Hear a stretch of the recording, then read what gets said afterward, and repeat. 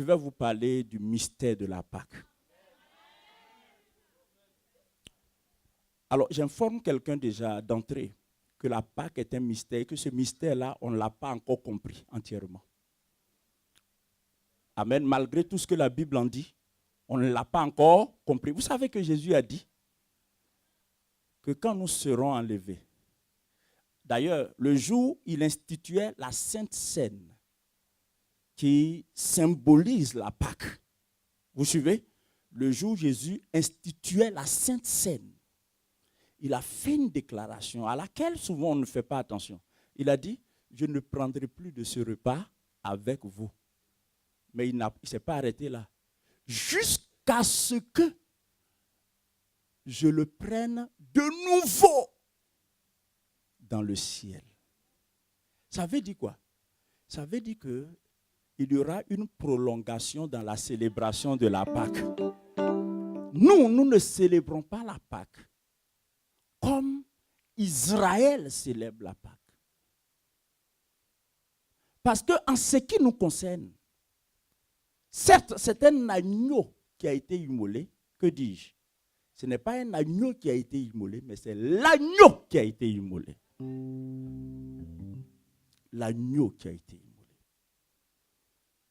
Christ, notre Pâque. Dis avec moi, Christ, notre Pâque. Alors, frères et sœurs, avant la Pâque, il s'est passé beaucoup de choses.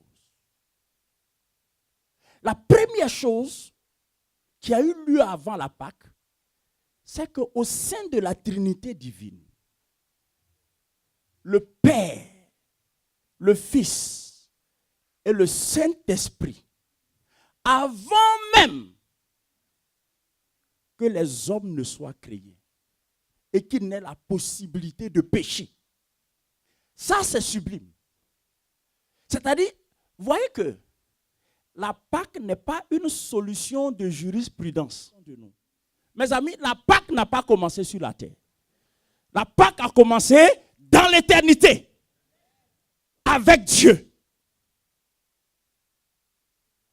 Alléluia. Et c'est parce que la Pâque a commencé là-bas, suivez très bien, le jour Adam et la femme, je n'ai pas dit Adam et Ève, le jour Adam et sa femme ont péché. C'est après le péché qu'elle est devenue Ève. Avant le péché, elle s'appelait la femme. Puisque Christ dit, me voici, envoie-moi. Maintenant écoutez, il est illégitime de faire quoi que ce soit sur la terre sans avoir un corps. Même si Dieu descend sur la terre, s'il veut faire des choses, s'il n'a pas de corps, il devient illégal. Sur la terre, quand tu veux faire quelque chose, il faut que tu sois dans un corps. C'est pour ça que le diable, les démons cherchent toujours un corps. Ils étaient dans le fou de Gadara. Quand Jésus vient pour les chasser, il dit pardon, pardon. Est-ce que tu peux nous mettre dans les ports? Parce qu'ils ont besoin de corps. Le meilleur corps qu'ils puissent avoir, c'est le corps humain. Mais à défaut du corps humain, ils cherchent le corps des animaux. Maintenant, ça c'est propre au monde spirituel. Le monde spirituel ne peut interférer dans le monde matériel et physique de façon décisive et continue qu'en ayant un corps.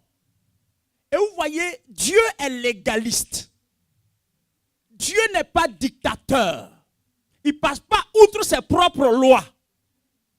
Et donc, comme pour fonctionner sur la terre, il faut un corps.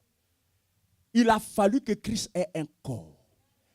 Donc, ce que je suis en train de dire, je n'ai pas les mots appropriés pour vous faire comprendre, mais je vais faire un effort. Ce que je suis en train de dire, quand il dit, tu m'as formé un corps, ça veut dire quoi? Tu as soumis le Christ éternel à la limitation du chronos et de l'espace géographique qui va avec. Jésus n'a pas regardé sa position de Dieu. Il a dit quoi?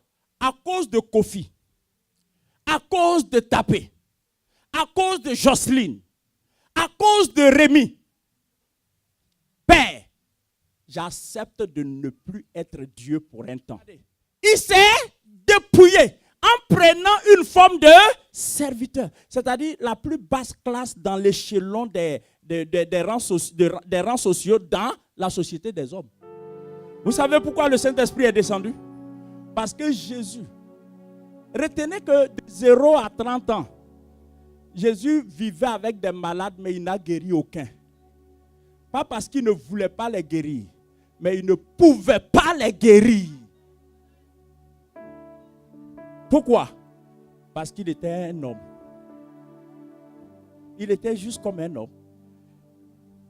Joseph l'envoyait, il transportait les planches de bois avec les proues, les pointes, pour faire de la menuiserie. Au point que plus tard, après son baptême, quand il va faire des miracles, on dit, mais attends, c'est pas le fils de Joseph le charpentier? Non, vous aussi. Parce que pendant 30 ans, il était comme tout le monde. J'imagine Marie l'envoyer. Va à Capernaum, tu vas aller faire une commission. Et puis, il court. Parce qu'il a pris la forme d'un serviteur. Il a fait tout ça, toutes ses corvées, il les a faites. En fait, il était comme tout le monde. Sauf que c'était le Christ dans un corps. Quelle humilité. Mais toi, tu n'es rien et tout le monde est au courant. Regardez, pendant 30 ans, le Christ dans un corps, personne n'a su que c'était lui. Personne n'a su. Il ne faut pas minimiser celui qui est à côté de toi. Tu sais pourquoi? Parce que c'est la fin qui compte.